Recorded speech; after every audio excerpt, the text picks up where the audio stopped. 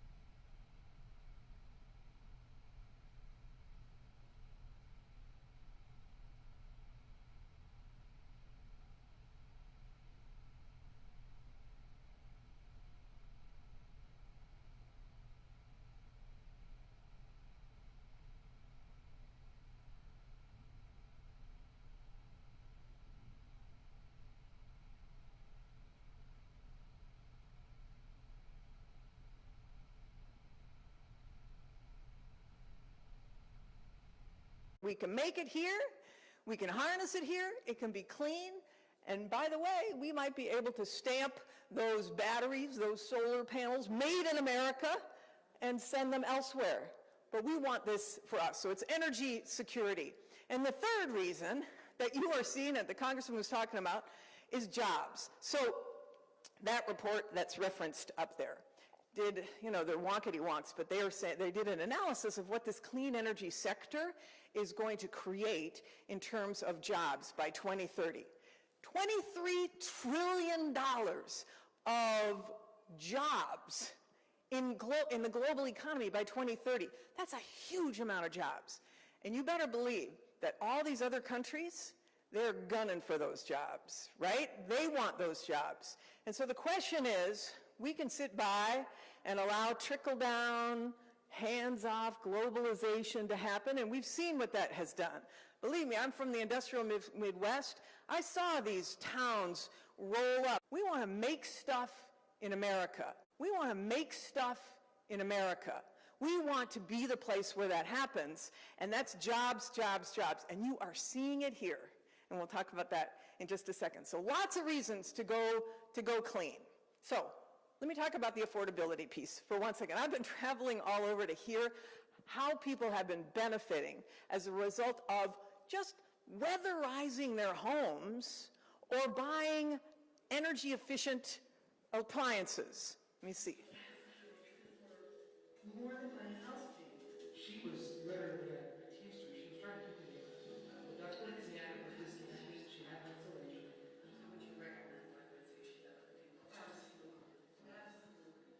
Like I said, it's a game changer because I don't know, induction is just, it's more Induction stove. it's safer for kids.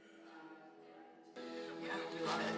Now, you have more than one heat pump, correct? Yeah, so this summer we installed a second heat pump. Why did you need another heat pump? We wanted to stop using our oil. How much you're saving now as a result of the heat pumps?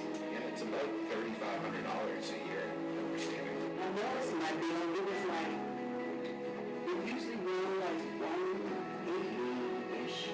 So you started at 180 and you ended at 86? Yes. So it could have More than that. wow, that's amazing.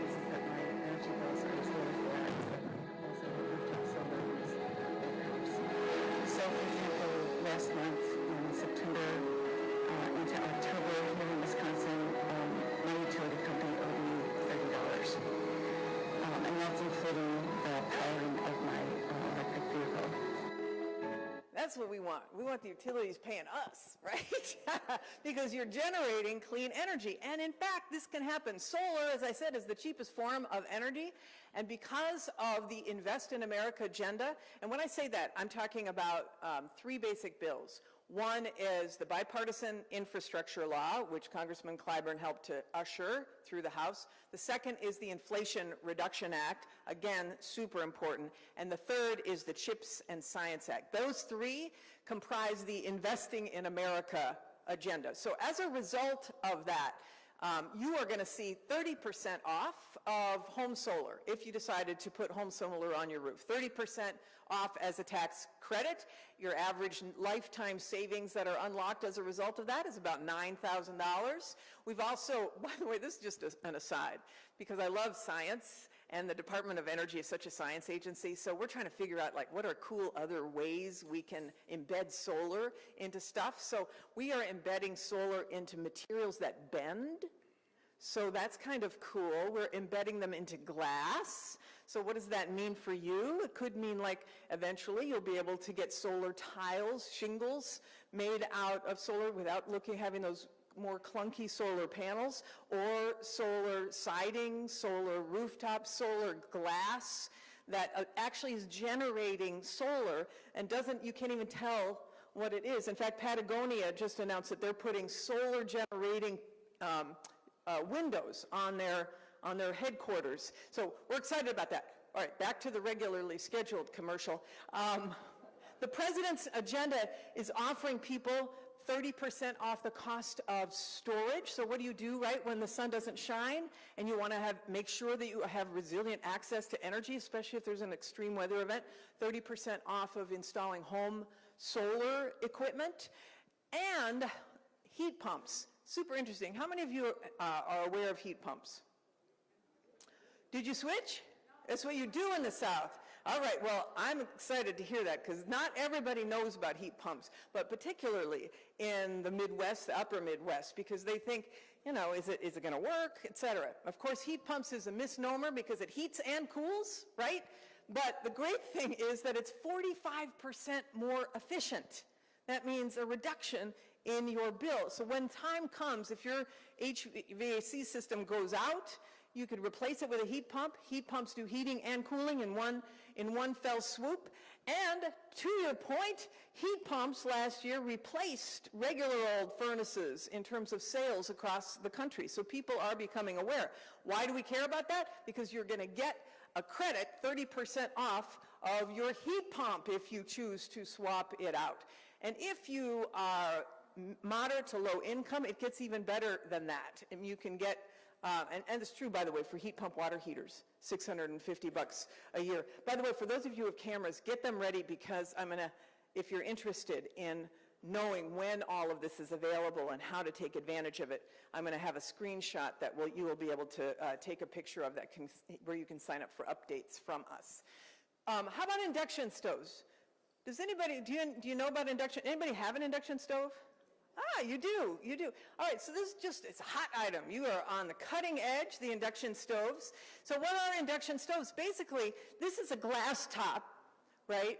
But these are coils that are magnetic coils. And why do we care about that? Well, they are super efficient. They can heat your water twice as fast. They make you use an awful lot less energy, whether you have currently an electric stove or a gas stove. And so, they don't have pollutants, and they're safer. Actually, your kids, your grandkids, they could touch the stovetop, and they won't get hot, because the metal interacts with the pot only. And so the pot and the metal interact, but it's not dangerous. So heat stoves, you can get, again, through these rebates and incentives, you can get heat there's $9 billion invested on it, but you can get up to $840 for a heat stove. In fact, Consumers Reports says that if you qualify for the full rebate, and a lot of this is income dependent, so if you are low or moderate or know people who are low or moderate income, you might get the whole thing paid for. You could effectively get one of the 2 top-rated electric ranges from Consumer Reports test for just a couple $100 or even less. Now, when I say all of this coming up, just to let you know, the tax credits where you'd have to keep your receipts and put it on your tax return, those are available right now. So if you got solar panels, et cetera, those are available right now. For some of these appliances, like induction stoves, like heat pumps, and you're eligible, you can get a rebate at the point of sale starting in the fall. So they're not ready yet, but in the fall, this is why I'm going to give you a chance to take this picture up here so that you'll know when are these rebates going to be available.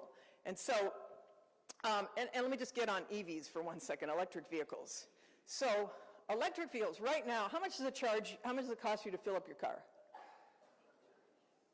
Holler it out. $60. 60, 35, 80. Oh, you're driving a big one. So it's a lot of money. It's a lot of money, right? So electric vehicles, I'm just saying, when you think about switching, it costs you about $15 to plug in your garage, if you have a garage, or to plug in and fill it up for the same amount of distance that you would be if you were paying $80. Now think about the savings on that. So for right now, most drivers would save about $40 for a home charge instead of filling up at a gas station. That's if you fill up every other week. So that's about $900 a year that you save on gas. If you filled up every week, of course, you double that. And then you save about $600 a year on maintenance as well. So it's a lot cheaper to run. So you're going to say to me, well, but they're so much more expensive to buy. Aha. Wait. Because, I don't know if you can see these, because it's small print. But if you look at the bottom of these right here, Chevy Bolt. Where's my Chevy Bolt partner? All right. Chevy Bolt, $28,000 to $33,000. The lower version of this Chevy Bolt, $27,000 to $28,000. That's an affordable car. Now, on top of that, you can get $7,500 off at the dealership. So you can drive off with a car that you finance that's much less expensive. And then you get all of these savings as well. So the automakers are coming out with a whole bunch of new models that are much less expensive, but I'm just saying, it's a good deal now. The $3,700 off, these are for the Ford Escape, the Lincoln Corsair, the Tesla, and the Ford Mustang. The reason why it's half the price is because the batteries weren't fully made in the United States. This deal is for cars that are fully made in the United States. So this is why more and more automakers are now building in the United States, because they want you to be able to take advantage of this tax credit. So it's a strategy to get more manufacturing in the U.S. Got it? Got it. So, and if you buy a used EV, you can still get $4,000 off at the dealership, right? So it's starting to look better. All right, if you put it all together, $2,000 off essentially is on average for heat pump, $75 off for installing solar on your roof, $7,500 off for your EV, $750 off for your heat pump water heater, again, that's a good deal, $840 off for induction stove. That's $18,000 saved to help you save money, right? That's just off the top, in addition to the savings that you're going to get after these purchases, which is about $3,000. This is what the president is talking about. He wants to save Americans money, and he wants to build those appliances in America. This is what I want you to take a picture of. If any of you are interested, you can sign up. This is DOE. This is not commercial or anything, just DOE updates of when these rebates are going to be available. So take a snapshot of that, and you can sign up for those. All right, just real quickly. All right, you good? You good? Got it? Okay. I have to mention this effort of Bidenomics to make it in America, because this is really one of the reasons why we are here. This slide is really important, even though I'm not sure you can see the colors all that well. All of the red in there are components of electric vehicle batteries that have been made in China historically, the red, color red. There's a little bit of blue. I don't know if you can see this. Watch me fall off and hit my head. The little bit of blue at the top up there, that's what America has made. So you can see all of this has been made in China. And so the question is, what are we doing to bend the curve? And that's what the president is focused on by these incentives. How can we get all of these components, mining, material processing, the cell components, the battery cells, all made in the United States, so we're not relying upon China. This is why I'm so excited. This is the president signing the bill, and this is what you're seeing in terms of the announced dollars of investments in the U.S. since it was signed. All of that means that it's working. The strategy to get investment in the United States through these incentives is working. And this is what the map looks like so far. Look at, you guys are all just completely jumbled with these dots. What does that mean? Every dot means an announcement of a company that has decided to come to South Carolina. We're doing a whole southern swing. We're doing North Carolina, South Carolina, Tennessee, and Georgia. But that whole area, this is the new battery belt. This is where people will be working to build electric vehicles to clean up our transportation system. Y'all should feel so proud that that is happening here, right? Super exciting, super exciting. And so, as I say, they're rising fastest in the South. Some little headlines for you all. The South is building the most vibrant EV and battery hub in the U.S. EV market share in the Southeast doubles as the industry brings almost $33 billion to the region. The South is fast becoming America's industrial heartland. Of course, the industrial heartland would disagree with that because we think there's enough to go around. But bottom line is, why EV companies are flocking to South Carolina? Because you have so much to offer, and you have a president who is giving you the incentives to make the case for this build-out of manufacturing in America. Very exciting. These are the announcements so far that you have. ABB Mobility, this is where the congressman and I were this morning, $4 billion, that's a B. BMW, as he mentioned, $1 billion investment. BMW, $700 million. Bosch, $260 million. Borg Warner, $42 million. Cerba Solutions, $323 million. Envision, AESC, $810 million. Mercedes-Benz, $58 million. I'm just saying, you got so much happening here. And all of those dollar signs, what are they? Jobs, right? Jobs, good paying jobs, jobs that'll keep your kids here, right? Jobs of the future, jobs with a mission. That's what I love about it, that these young people want to work for places where there is a mission. So this is my last two slides, just to tell you how fast this is going to happen. This is a New York City street.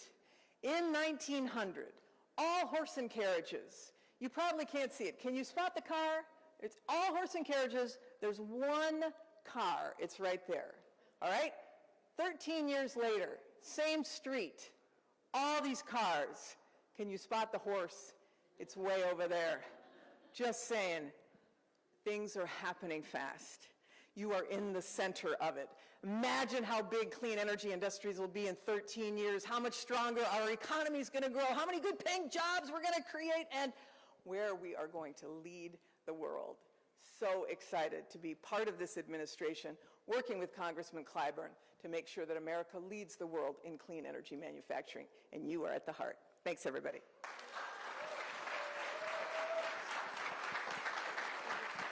Thank you so much. My goodness.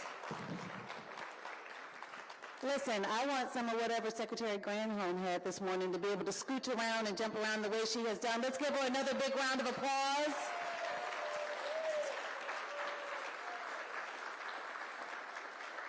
My name is Judi Gatson. I'm an anchor with WIS Television. Delighted to be here with you all. Happens to be at my home church, Brooklyn Baptist, which believes a lot of our ministry happens outside the walls of these churches. And it is just as important to make sure our community is informed and educated about important initiatives like this. I'd like to go ahead and invite Secretary Granholm and Congressman Clyburn to take your position on stage, because we're going to have some interaction and answer as many of your questions as we can. We want to thank you all, first of all, for being here and being engaged on this important topic here for South Carolina, for the South Carolina Clean Energy Town Hall. Once again, we want to thank Secretary Granholm for making South Carolina a key stop on her people-powered EV Summer Road Trip Tour. We also would like to thank Congressman Clyburn for his tireless efforts to bring critical economic and job infrastructure initiatives here to South Carolina. We are looking forward to an informative and engaging dialogue. As I mentioned, we want to answer as many of your questions as we can. We want to dive into some of the information that the Secretary has already shared with us, and we want to welcome in our virtual audience. We are streaming live on our WIS platforms to make sure we can share as much information as possible. So let me move to the stage as well, and we're going to get right to it. Secretary Granholm, I really believe that in a previous life you could have been a science teacher.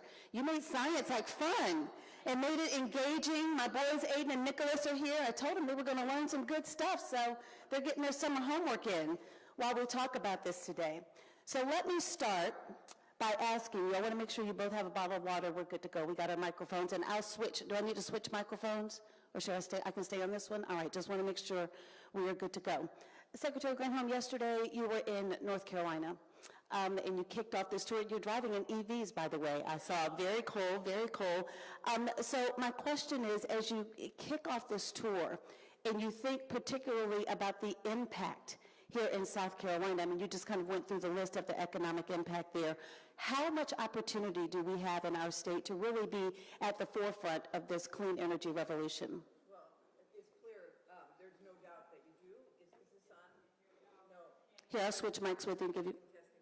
Let me just see. Oh, there we go. There we go. We can hear you now. Anyway, there's no doubt that you guys can be at the forefront. You saw that list of investments, but to Congressman Clyburn's point as well, is that not only can you manufacture all of the means for us to have this clean energy future, but you can also generate that energy. You've got, I think, 1.5 gigawatts or maybe a little bit more of solar right now.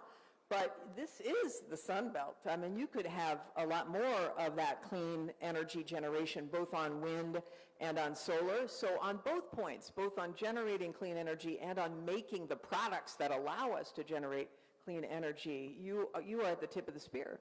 Congressman Clyburn, when you think about the economic investments we've had in South Carolina, we just recently heard about Scout Motors. And honestly, I think a lot of people, you all were at ABB this morning, I think a lot of people would be surprised to know that is the world's largest manufacturer of EV chargers here in our state. So what kind of potential do we have in terms of the economic impact and the best paying jobs here in South Carolina? It's almost unlimited. When you think about our past economy and the future of the country and how we can fit into all of that, You have to understand that what the Biden administration is doing now with this program. Let's just start from the beginning. We came out of COVID-19 very unsure of what the future was going to be like. President Biden started with what he called the rescue plan. And in that rescue plan, a lot of people focused just on what we were doing to get the schools back open, get people back to work. Few people realized that the Biden administration was laying a foundation for building an economy from the bottom up and the middle out. And we followed that with the bipartisan infrastructure bill. When we made our plans for going forward with broadband, all of you heard the big report put out by the governor, $650 million for broadband. Few people realize that 400 million of the 650 was coming from the rescue plan. That's where it came from, the rescue plan, the visionary leadership of this president.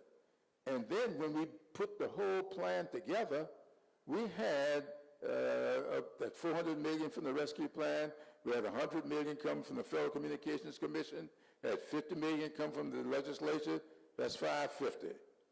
We only put in 100 million from the bipartisan infrastructure bill. The president announced yesterday $42 billion for broadband. Of that, South Carolina's share, $551 million.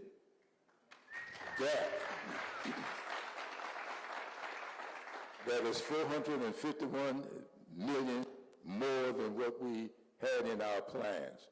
So you know I was immediately on the phone with the governor. I said, before you start making any plans, let's talk. So if you look at that kind of economic, let's just call it stimulus, that kind of stimulation taking place, and then you look at ABB, look at, I don't remember the name of the battery plants, one of the biggest is going to be right there in Colleton County, rural South Carolina. We got 3 big battery plants. Volvo going all electric in the next several months. We've got this Sprinter being made down in North Charleston by Mercedes-Benz. In fact, I saw somebody from the Commerce Department today. I think there's another announcement going up with BMW, making an announcement today up in Greenville. And you mentioned the Scott. Right. South Carolina is at the center of this transition that's taking place. And the important part of that all of us should take away is that Joe Biden keeping his commitment that he is going to be a president of all America, not just those who may have voted for him. South Carolina did not vote for him. South Carolina, in all probability, won't vote for him the next time. But I tell you this, he believes in South Carolinians, and that's what it's all about.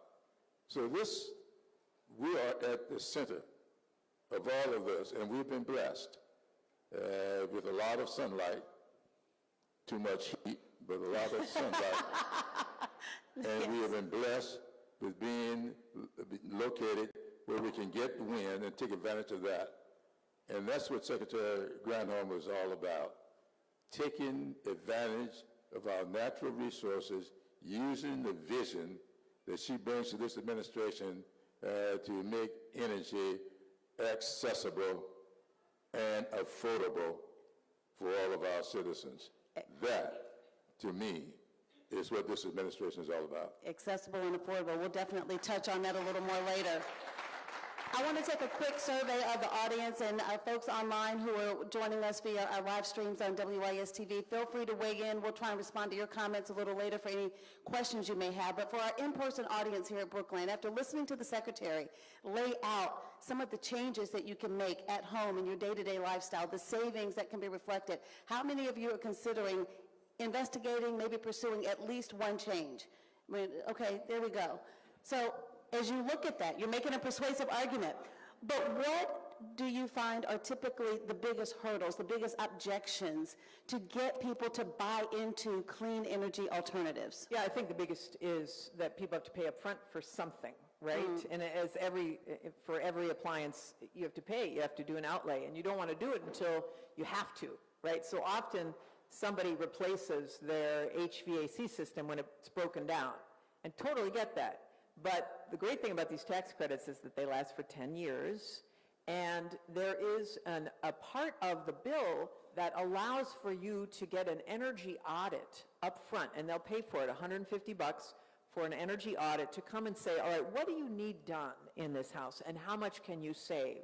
So do I need to put more insulation in to keep that cool air in the summer? Do I need new windows? Do I need to replace my lighting? How much am I spending? How much am I wasting on using a stove that's inefficient? You know, so all of that is what an energy auditor can do, and they can come and tell you how much generation of solar you might be able to generate and save from. So that's the first thing I think people should do is to get an energy audit before you replace your regular old HVAC with a heat pump. You don't want the heat pump to be inefficient because the cooling is going outside.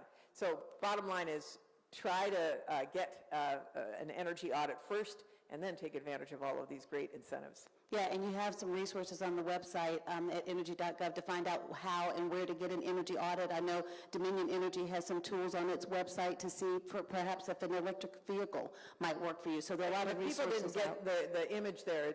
You can just go to energy.gov/save.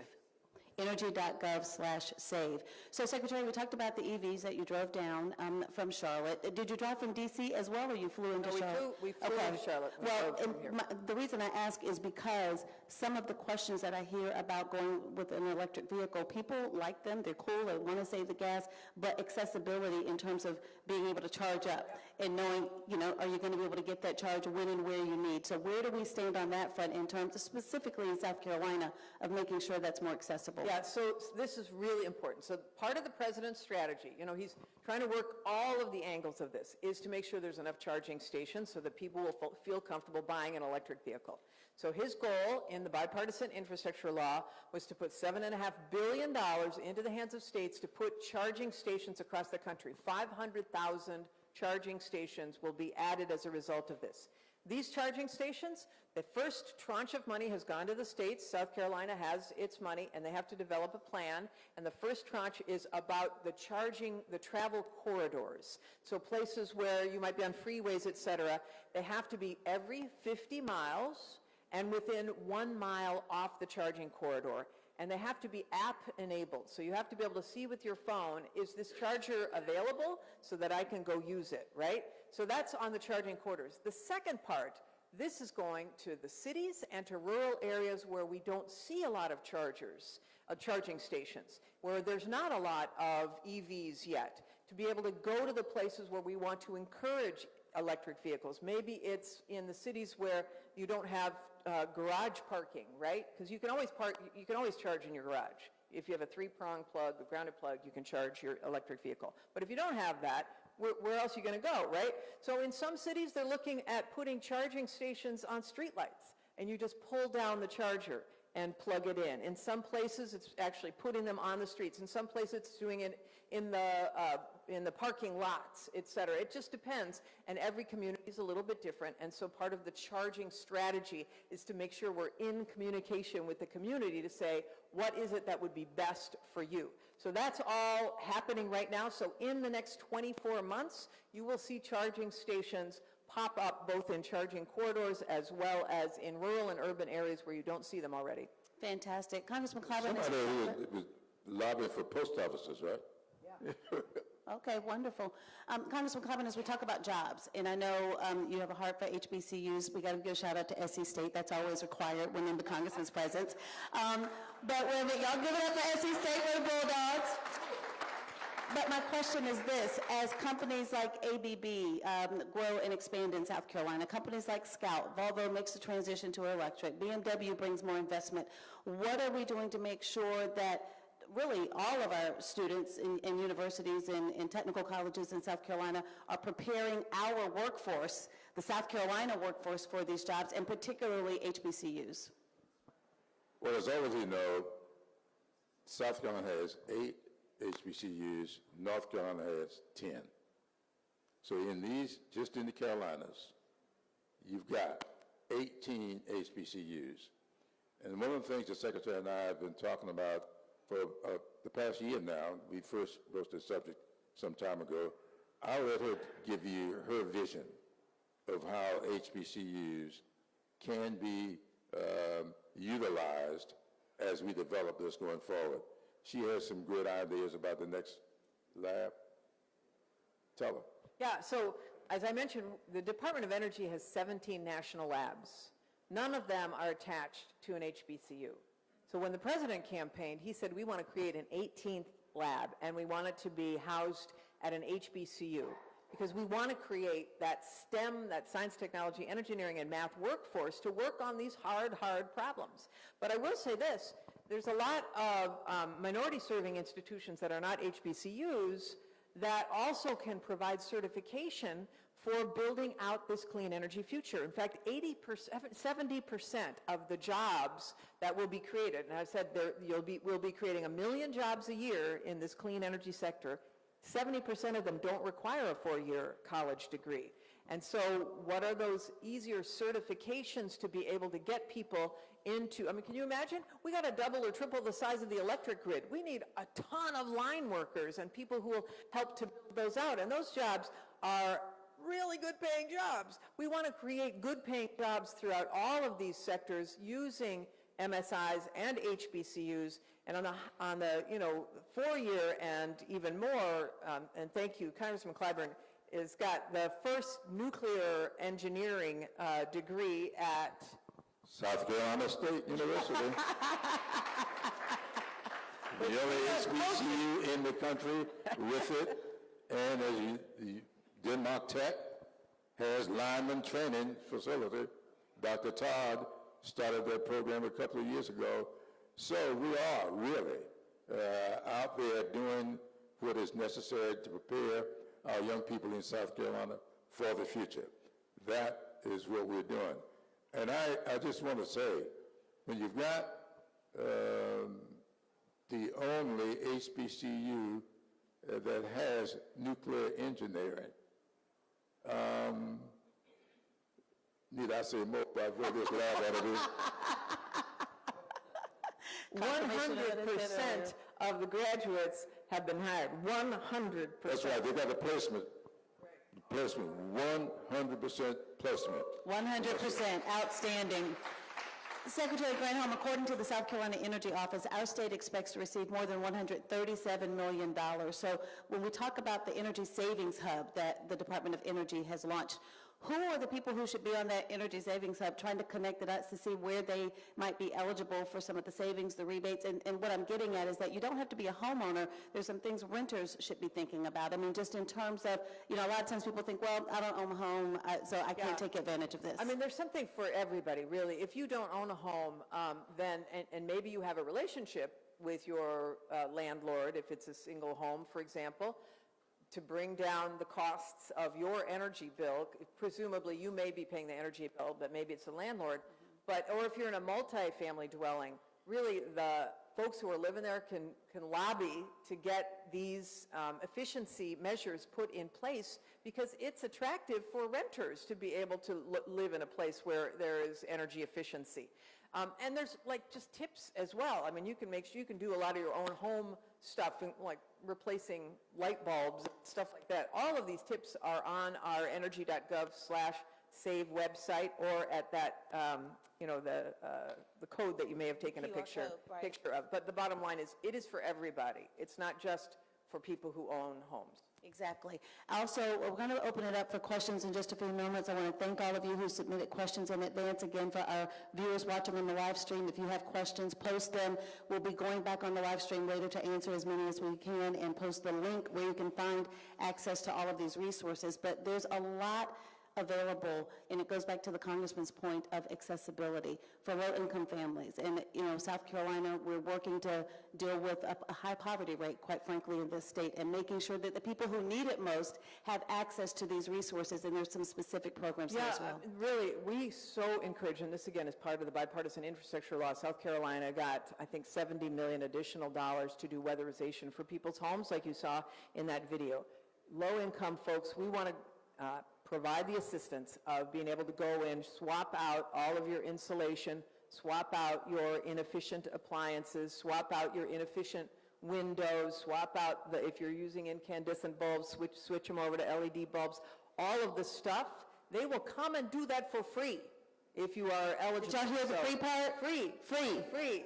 And you should, if there is a local community action agency, I'm assuming the community action agencies are the ones that do the weatherization here. And so they can sign you up because they now have a lot of additional resources to make that happen. All of these other rebates that will be coming out in the fall are particularly good, money-wise, for moderate and low-income households. You might get full stuff replaced, and paid for as a result of these incentives. They're weighted toward low income. And just to drive that point home, back to the video that you showed earlier, some people paying more in utility bills than their actual mortgage. Yes. And so to be able to drive that cost down and sometimes in half with just a few smart strategies can make a life-changing difference. Absolutely. More than half in many cases. More than half. All right, I want to get to some audience questions. First up is a question from Hamilton Grant, who is in our audience, who says, what is the agency doing to ensure that people and organizations of color have an equitable stake in energy, specifically the EV market and its infrastructure? Let me say this. First of all, the president, this is such an important question because this issue about equity is the president's North Star. It was the first executive order that he signed, was to make sure that 40% of the benefits of all of these investments go to communities that are either frontline communities, communities that are disadvantaged, communities that have been left behind. He is really focused on making sure that all of America can benefit, especially communities where there is disadvantaged, people are disadvantaged because of poverty or other reasons, or structural inequality. As a result, a number of the departments, and this is true at the Department of Energy, we have tried to embed structural equity into our decision-making process about who gets a grant, for example. So, for example, we put out a lot of funding opportunities for entities to be able to build out, let's just say, solar. When they apply for the funding, they have to come with a community benefits agreement. Let's just say it's for, we have these new technologies called hydrogen hubs. They have to come with a community benefits agreement showing that the community is at the table and that the community is not just an afterthought, but that this is a strategy that will be built with community in hand. So is there a workforce strategy to make sure that the community can be employed and hired? So community benefits agreement, we grade those who apply for our grants based upon the level of their community benefits agreement. 20% of their grade is based upon that. So it's part of the structure of how we make decisions. Second, on the tax credits, so say you are, let's just say you're a solar developer and you want to go and put solar panels in a community. And you decide you're going to go to a community that has multifamily dwellings and a low-income community. So you get a 30% tax credit as a solar developer that's hopefully passed on to the folks who are at that community. You get a 30% tax credit for putting the solar panels on in the first place. That's 30%. If you go to a multifamily unit, you get another 20% off. Now that's a 50% tax credit. If you use domestic content, meaning is this a solar panel that's made in the United States, you get another 10%. Now it's a 60% tax credit, not just a tax deduction, a tax credit. So it makes investment in communities that have been left behind irresistible. And that's part of the president's strategy, is to make sure the investments are steered to communities that need these investments most. Congressman Clyburn, something you want to add regarding accessibility and affordability? Well, I don't know how many people here may get their energy from a co-op. Any co-op membership? Okay. A couple, few. Well, I'm going to do the Rural Energy Savings Program. It is based in the co-ops. And that program, you just heard, get your audits done. That program allows you to borrow whatever monies you need to upgrade and weatherize your homes, and it can be paid back through your regular monthly bill. And what we have found, where we've done this, and this was going on for several years in South Carolina, the program started here in South Carolina. We nationalized it about 4 or 5 years ago. We found that when it's all done, you get your homes weatherized, the monthly bill in paying back is less than what the utility bill was before they did the weatherization. We have found some of them as much as 50% less. So get these audits done up front. And if you've got relatives and friends, I see Dr. Glover back there from the Rural Development Program, so she knows this program very well. I'm not trying to find any more work for her.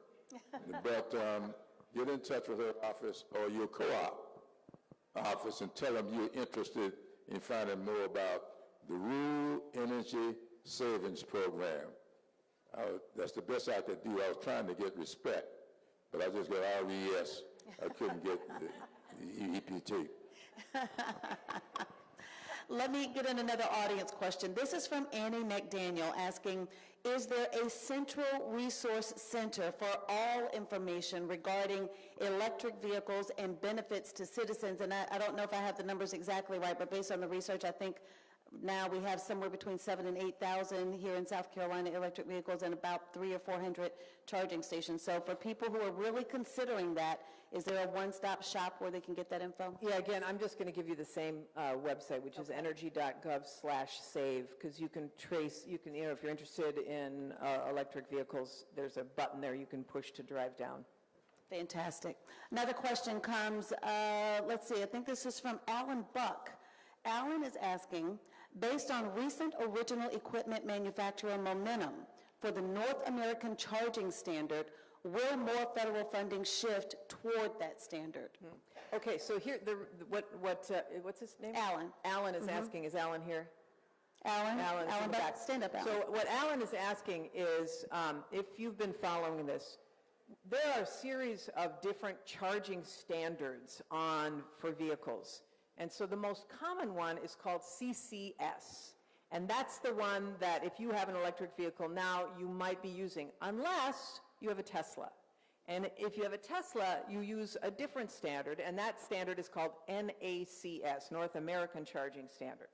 And so what Tesla and a number of the automakers have done in the past couple of weeks, this is sort of new news, they've decided that instead of using the CCS charger, that they're all going to switch over and use the Tesla charger, the NACS charger.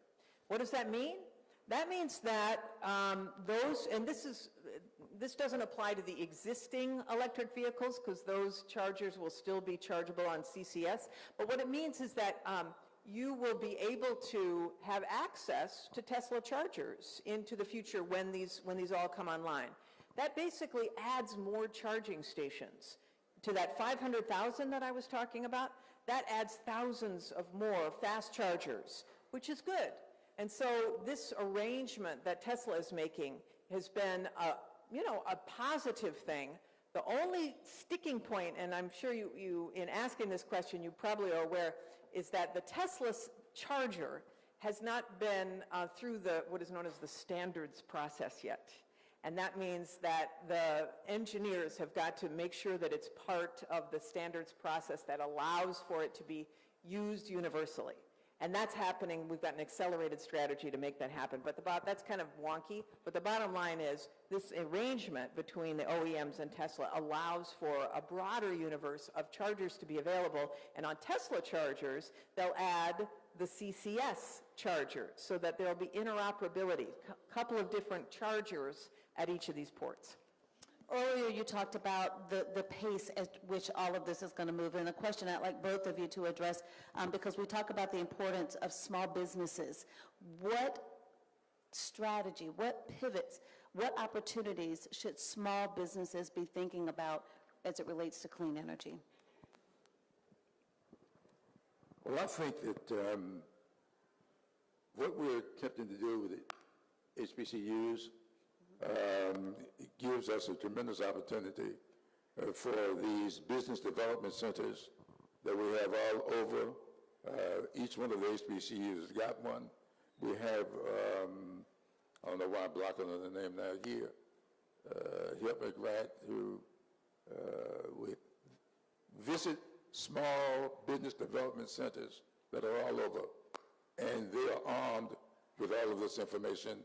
We set them up, we fund them, and we have now made, the president made this program is now permanent, and we now have an assistant secretary, permanent, whose job is to do this. And we have a big program here in South Carolina. It is called a Business Development Center. And I don't know why, Barack, you know, director of that is, I don't know why I'm blocking on the name. Diane Sumter. Diane Sumter. I was going to say Dessa. Diane Sumter.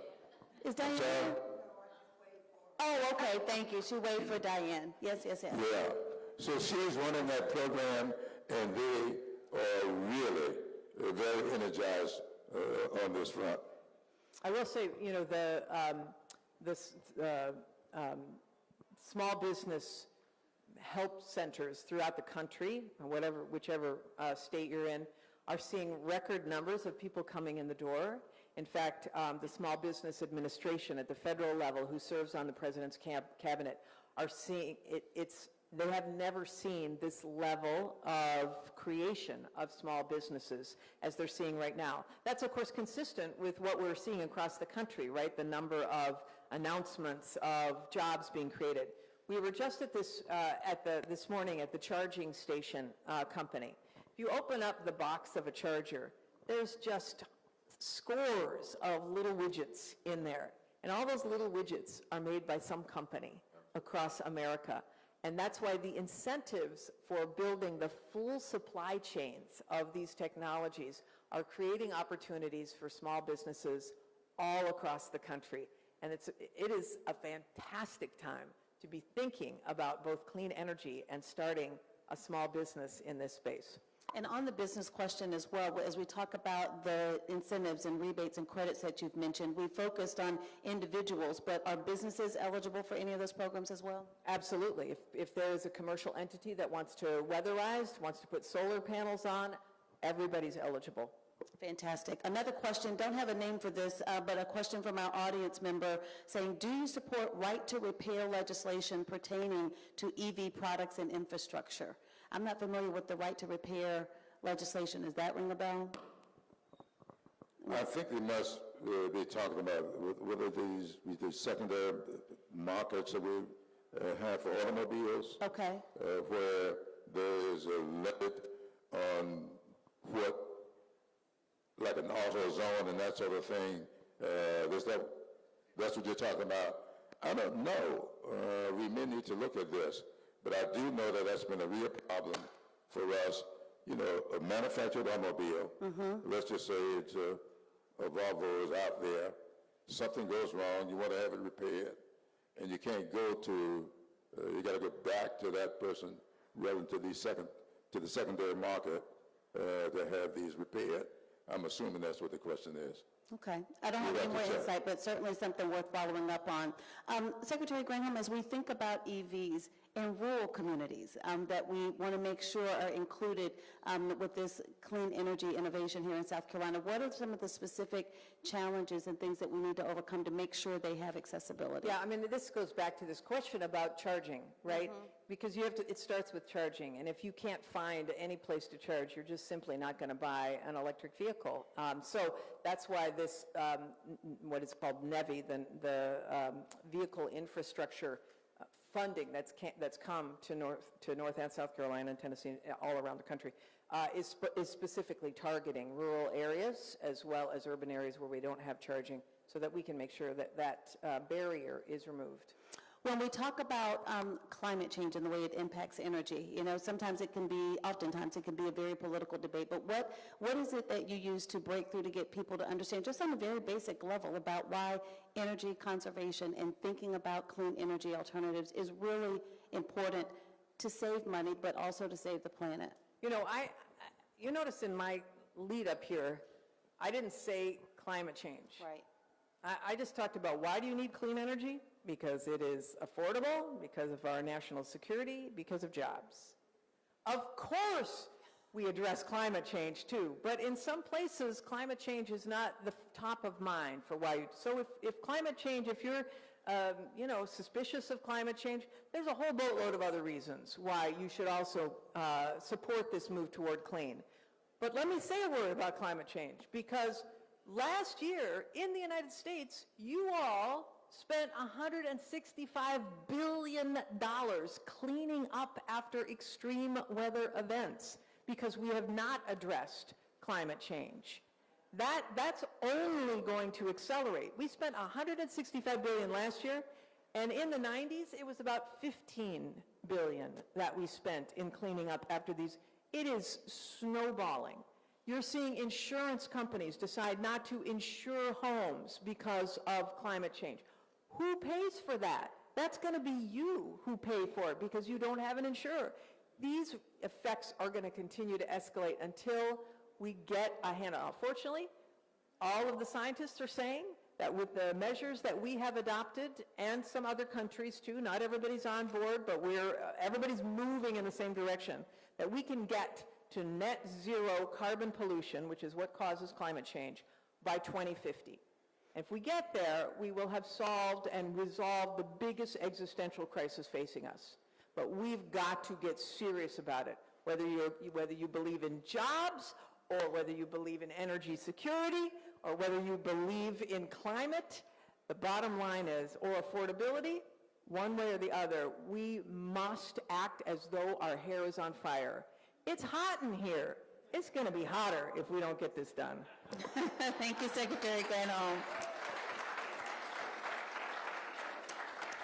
We have about 5 minutes left in our forum. We want to thank our virtual audience as well as our in-person audience for being with us today. You've touched on this a little bit, but because it was a thoughtful question that was submitted by one of our audience members, I just wanted to give you the opportunity to expand on it if you like. It's from Ira Francis Cooper asking, how can we get those EV chargers that you have already talked about at places like hotels, at places like grocery stores, even libraries across our state of South Carolina, so that people will be more open to not only buying them, but also renting them when they have the option? Yeah, I mean, you're seeing this happen with the private sector. I mean, I think, is it Circle K that just announced that they are installing a bunch of new charging stations? Walmarts are installing charging stations.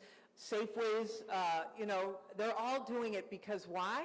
Even the gas station owners, because, of course, you all know that gas stations make more money when you go in to buy the snacks than what you're spending, what they make off of you actually filling the tank. We got it? They pulled the plug on me. Here, you take my microphone. Anyway, if it takes you 10 to 15 minutes to fill up, that's even more money, you know? I'm looking for McDonald's, everybody who wants you to come inside because you have to wait a minute to get your fill, and because you don't have to be there, you know, in person holding on, I'm just saying, it's a great opportunity for those businesses all across the country, and that's why the private sector is already starting that up. Yes. But we are encouraging more of that to happen, and I will say, because all of the states have submitted their plans on what they want to do with these charging stations, I know that you'll be on the phone with the governor to make sure that it's done in an equitable way.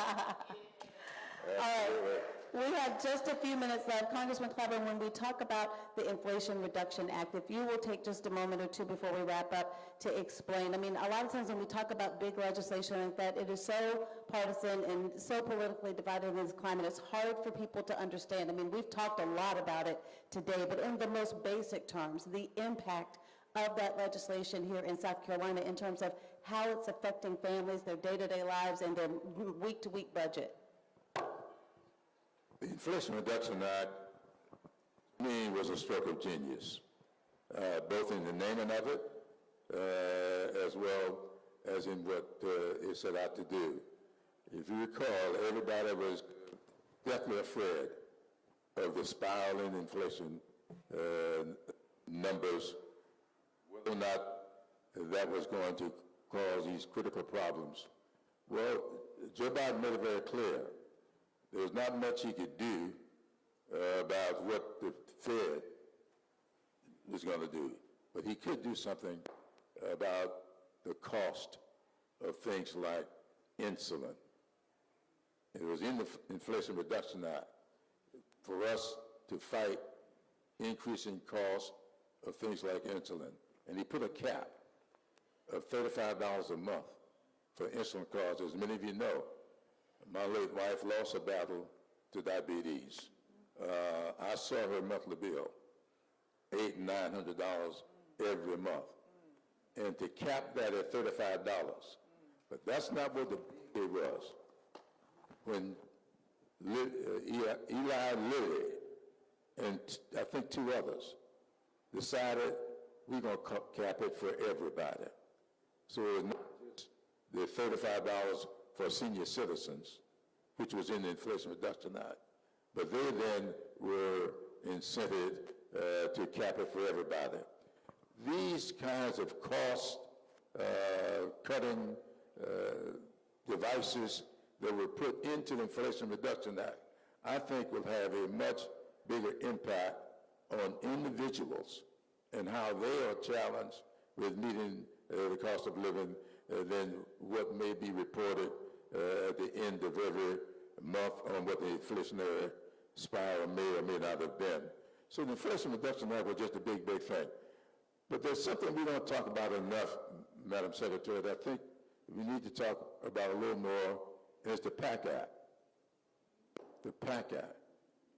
P-A-C-T. What we did with the PACT Act, if you remember when the President brought in the PACT Act, it was to fight the problems that many of our returning soldiers from Iraq and Afghanistan that have been exposed to burn pits, to help them fight that problem. But a lot of people didn't notice the President realizing that the Vietnam veterans, people who came back from Vietnam, many of them with Agent Orange, other ailments, never got addressed properly. They were given 15, 20% disability when they were really, should have been getting much, much more. We went back and picked them up with the PACT Act. And that is where we've had just an incredible impact on families. And I'll tell this little story. Okay. I was down in Charleston several weeks ago during the Memorial Day weekend, and we had a press conference launching a summer-wide program that the Congressional Black Caucus is having. And as we stood in front of the mic and we were talking about all of the things that we had done, and I mentioned the PACT Act, and there was a lady in the back of the room, and I noticed she reacted rather strangely in a very happy way. And I did something that we were told not to ever do. Not to ever call on somebody if you don't know what they're going to say. But when I saw the way she reacted, I asked her to come up and let her stand by me at the mic. I said, I noticed the way you reacted to my statement about the PACT Act. Why? She said, well, my husband stayed 40 years in the military, and he spent 23 months in a hospital in Japan after Vietnam. And he came home, and he only got 15% disability. When you all passed the PACT Act, his disability went up to 100%. Wow. And here's what she told me that I did not know. So once you get to 100%, they cover your family and your children, your spouses and your children. And that is what I've been saying to especially people who've been to Vietnam. Go back and get re-evaluated. Joe Biden has done stuff that will allow almost every family to take a second look at what their current circumstances are and do some corrective measures, not just in energy, but in the health field as well. Congressman Clyburn, thank you so much for that. Secretary Granholm, I know we are out of time, but I'm going to be in trouble with my boys. They are really trying to convince their dad to buy an electric vehicle. They want you to sell them on it in like 15 seconds or less. All right, $600 a year savings if you just talk about maintenance, and maybe $1,000 a year on gas. That's good, right? And come outside with me. Sit in this Cadillac Lyric. It's quiet, it's smooth. You will love it.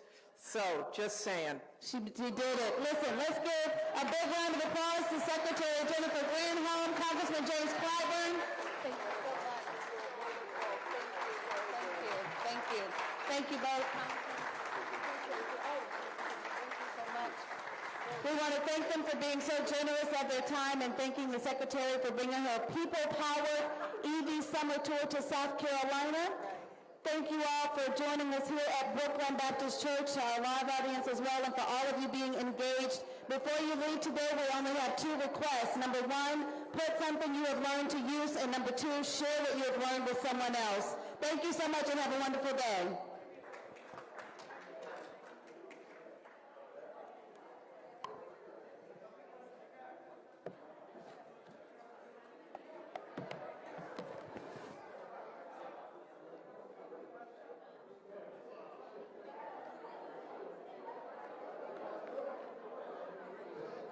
Thank you.